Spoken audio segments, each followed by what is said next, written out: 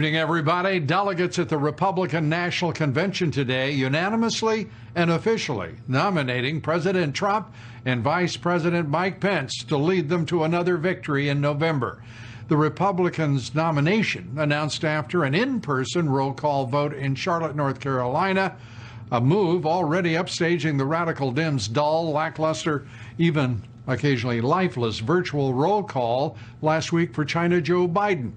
Both President Trump and Vice President Pence made their own surprise in-person appearances in Charlotte to thank all of the delegates from all across the country. Vice President Pence rejected the radical Dems' suggestion that, quote, democracy is on the ballot this November, and offered this contrasting and much brighter message. The economy is on the ballot.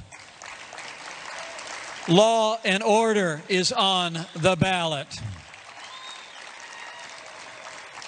Our most cherished ideals of freedom and free markets are on the ballot. That's why we need 4 more years of President Donald Trump in the White House.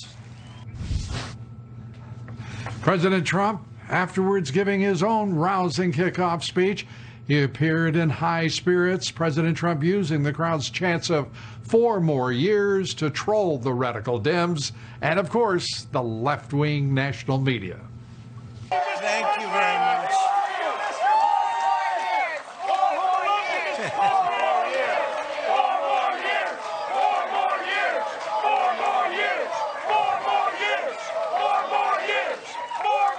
Now, if you want to really drive him crazy, you say 12 more years. President Trump also warning the delegates about the radical Dems' continued push for unsolicited mail-in voting, declaring that would open up November's election to outright fraud. 80 million mail-in ballots that they're working on, sending them out to people that didn't ask for them. They didn't ask, they just get them. And it's not fair and it's not right. You have to watch, because bad things happened last time with the spying on our campaign, and that goes to Biden and that goes to Obama. And this time they're trying to do it with the whole post office scam. They'll blame it on the post office. You could see them setting it up.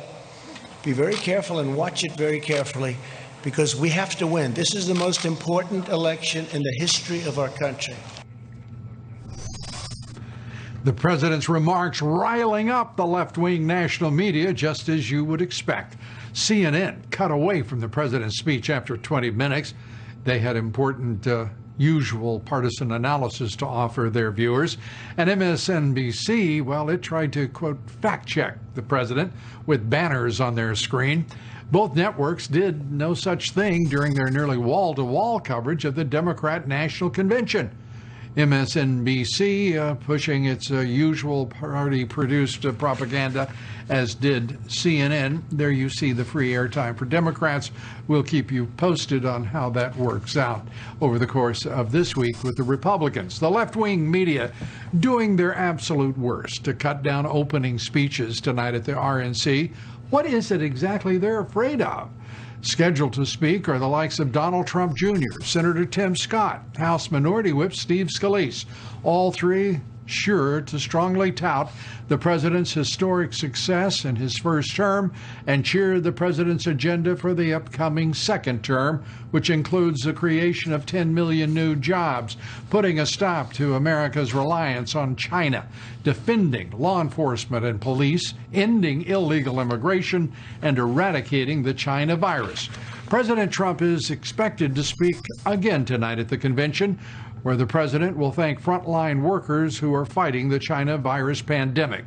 Last night at the White House, President Trump announced a new weapon in that fight for those frontline workers, authorizing the emergency use of convalescent plasma, an historic development in the president's Operation Warp Speed, which the president today once again praised. And yet you saw yesterday convalescent plasma. You saw remdesivir. You'll soon see vaccines pouring out years ahead of what they would have been under a more traditional, let's use that term because it's nicer, a more traditional administration. where they would have taken years to come up with this stuff. We're coming up with it like nobody's ever seen before.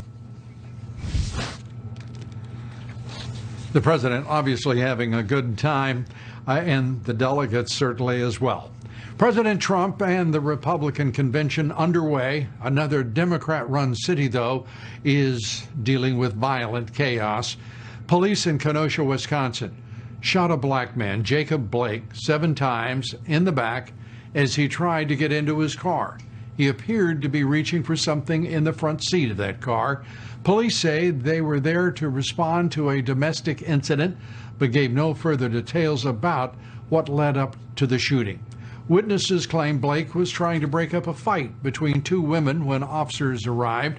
One witness reports Blake pushed past police and was tasered before the shooting. The shooting caused arson, vandalism, and thugs to riot in the streets. Businesses were torched, buildings to yet. We stand with all those who have and continue to demand justice, equality, and accountability for black lives in our country. End quote. Joe Biden and his running mate, Kamala Harris, also fanning flames of racial tension. Biden called the shooting another example of, quote, systemic racism. Harris used a tweet to demand an immediate investigation of the shooting, as if there wouldn't be one. A curfew already imposed for tonight, a state of emergency, has been declared in Kenosha, Wisconsin, trying to curb a second night of rioting. Left-wing activist Sean King also contributing to tensions. He tweeted his own version of a rallying cry for the left-wing mob. He tweeted today that, quote, I'm not going to call for peace. We've tried peace for years. Y'all don't understand that language. Excuse me. We are calling for a complete dismantling of American policing. It's not broken. It was built to work this way. And mayhem is the consequence. You earned it. King's endorsement of mob violence on the streets of America, also an endorsement of another deadly weekend across the country in Democrat-run cities. 66 people shot, 5 killed in Chicago. At least 45 more shot, 8 killed in New York City. Police in Portland declared a riot on what is now the 88th straight night of violence in that city. Left-wing activists set a fire at the city's North Precinct. They attacked police officers. They were throwing rocks, bottles, and using lasers against the officers. The violence in these Democrat-run cities ignored last week by the Radical Dems convention, as was the threat of China. President Trump today made it clear China will be a focus of this convention and his campaign leading up to Election Day. President Trump says China has taken advantage of our nation for decades, and it will only get worse if he isn't president. China had the worst year they've had in 67 years prior to the plague. The worst year they've had in decades and decades. And we had the best year we've ever had. But we took in billions from China. We never took in 10 cents from China. Never took in 10 cents. They took China for 25 years, and not only Obama, for 25 years, China was taking in anywhere between 200 billion with a B and $550 billion from the United States. I give them all the credit, number one, for being smart and outfoxing all of the people that stood here and their representatives. But China, we built China. We helped build. We gave them $300, $400, $500 billion a year. Because before that, and before the World Trade Organization and they getting into it, China was flatlined. It was after that happened. And then they took advantage of us because we didn't have people that were smart enough to see. And by the way, Biden would be the worst of all of them because his son took out $1.5 billion and he gets fees on $1.5 billion, which is millions of dollars a year. Give me a break. China will own our country if this guy gets elected. We can't let it happen. We can't let it happen. The president's comments come as the Justice Department arrested and charged Zhendong Chang, a Texas A&M professor and NASA researcher who was secretly collaborating with a Chinese university and at least one Chinese-owned company as part of China's government's 1,000 Talents program. U.S. Attorney Ryan Patrick saying, quote, China is building an economy and academic institutions with bricks stolen from others all around the world. The Chinese Talents program exploits our open and free universities, to say nothing of what has been lax enforcement of U.S. law, and that is apparently ending. It was a strong day on Wall Street, a record-setting day on Wall Street as we began this new trading week. The Dow rallied 378 points. The S&P hitting our new record close up 34 points, the 16th record close of this year. The Nasdaq up 68 points, its 37th record close of the year. This is a rebound, ladies and gentlemen. Volume on the big board, 3.8 billion shares. Crude oil finishing at $42.44 a barrel. A reminder to listen to my reports 3 times a day, coast to coast, on the Salem Radio Network. Up next, schools across the nation changing their curriculum because of Black Lives Matter. We'll tell you just how many teachers support the Marxist movement when we come back. Our guest, Larry Elder. And my new book, The Trump Century, How Our President Changed the Course of History Forever, now available for pre-order. Get your copies at my new website, LouDobbsShop.com, as well as Amazon.com. We'll be right back. Please stay with us.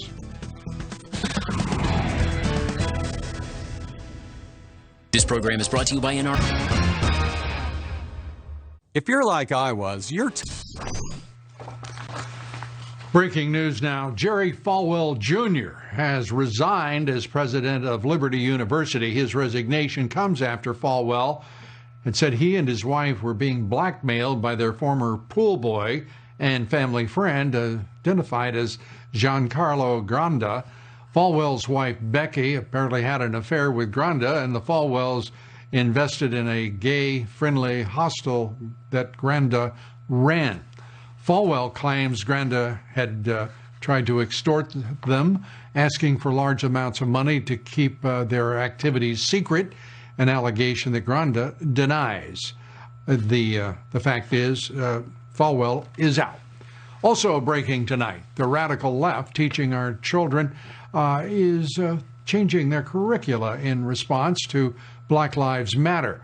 One black superintendent near Fort Worth, Texas, says, quote, we can't control what happens with the police, but we can control what happens in our school systems. I guess parents and school boards have nothing to do about that. A recent Education Week survey found 81% of teachers support the Black Lives Matter movement, the Marxist movement, Black Lives Matter. By the way, 70% of U.S. teachers are in teachers' unions. Well, writer Jamel Hill says, quote, if you were of the opinion that the United States wasn't nearly as bad as Nazi Germany, how wrong you are, end quote. Hill is working on a documentary on Colin Kaepernick for Disney. Here's NFL Commissioner Roger Goodell on not listening to Kaepernick. I wish we had listened earlier, Cap, to what you were kneeling about and what you were trying to bring attention to. We had invited him in several times to have the conversation, have the dialogue. I wish we had the benefit of that. Yeah. We never did. And, you know, we would have benefited from that. Yeah. Absolutely. Well, joining us now is Larry Elder. He's the host of the Larry Elder Show on the Salem Radio Network. Also the executive producer of the extraordinary documentary, Uncle Tom, The Oral History of American Black Conservatives. Great to have you with us. Let's start, first of all, the spectacular remarks of Roger Goodell. He wished that he had listened to Colin Kaepernick earlier. Your reaction to that? I think it's just extraordinary the way this so-called Black Lives Matter movement has cowed all of these people into making these statements. The whole thing is premised upon a false notion, and the false notion is that black people are being killed by the police just because they're black. The data do not support that. If anything, the data shows that the police are more hesitant, more reluctant to pull the trigger on a black person than on a white person. And there's no perspective here. There are 50 million interactions with the police every single year that result in about 10 million arrests. Around 60,000 officers were assaulted in 2017, yet despite all of that, only, in quotes, about 1,000 people were killed by the police. 500 of them were white, by the way. Twice as many whites were killed by the police as blacks, and at least as many unarmed whites, if not more, are killed by the police every single year. But the media, Van Jones, CNN, MSNBC, Hee Haw, they don't seem to care if it's a white person being killed, if it's an unarmed white person being killed by a cop. So the whole thing is driven by this lie that America remains an institutionally racist nation, and the reason for that lie is because the Democrats need that lie to coerce and to frighten blacks into pulling that lever for them, and to convince a guilty white liberal to do the same thing. That's why that narrative is driven, and it's hurting the country, because what happens is the police pull back. Bad guys know that, and the people who are hurt are the very people that Black Lives Matter claims that they care about. Are you shocked in any way that so many Americans are just rolling over for the nonsensical claim that police departments everywhere are monolithic, that they are flawed, that there is systemic racism rampant? Where the hell were these people for the last 50 years? How many of them didn't see the progress this country has made? I mean, it's really stunning to me. And corporations are supporting this activism that is Marxist in philosophy, in tactic. It's really deeply troubling. I am surprised. When you look at police departments like in Chicago, like in New York, like in L.A., the departments pretty much reflect the demographics of their city. And these cities have had police chiefs of color, at least Chicago has, and L.A. has. L.A. had back-to-back black police chiefs, Lou, from 1992 to 2002 during the O.J. Simpson case, and that didn't stop people from accusing the LAPD of framing an innocent man by the racist LAPD. So I am surprised by all of this. I would have thought that, for example, you have a police chief in Minneapolis who's black and Hispanic. I would have thought that, therefore, that would have caused the community to feel, okay, maybe sometimes bad things are going to happen, but at least we know we got somebody in charge who's going to launch a thorough investigation. But it hasn't seemed to mollify these people in the streets. I don't know what they want. Well, they don't. It's not just about the police department, because they want to tear the entire country down and are doing so at every possible opportunity. There's no question, and they say it straight up. They want to alter our values. They want to change the way America operates. They don't care much for our heritage, our culture.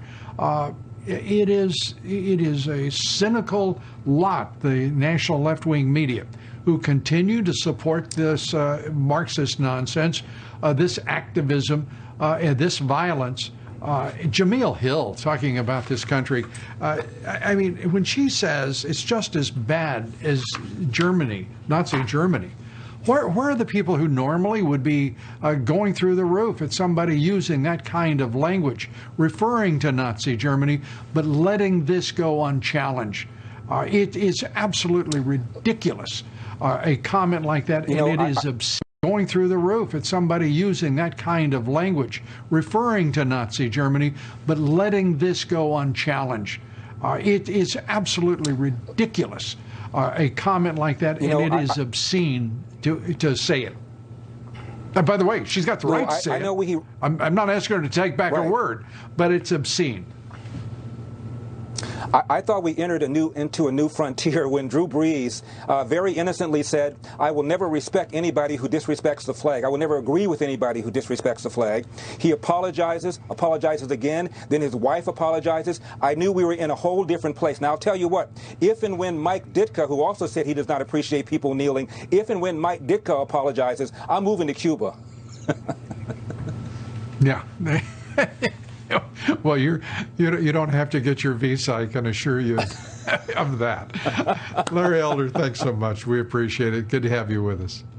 We'd like to hear your thoughts on all of this. Share your comments. Follow me on Twitter at Lou Dobbs. Like me on Facebook. Follow me on Instagram at Lou Dobbs Tonight. Programming note, John Solomon, Dr. Michael Pillsbury among our guests tomorrow. We would like you to join us, please. We thank you for being with us tonight. We're up next. John Brennan and James Comey say they aren't targets of the Durham investigation. Is that wishful thinking? We haven't heard that from Durham, have we? We'll take it up with Judicial Watch's Tom Fitton right after these quick messages. We promise to be right back. Stay with us. Hey, can I hold on one second. Sure. Okay.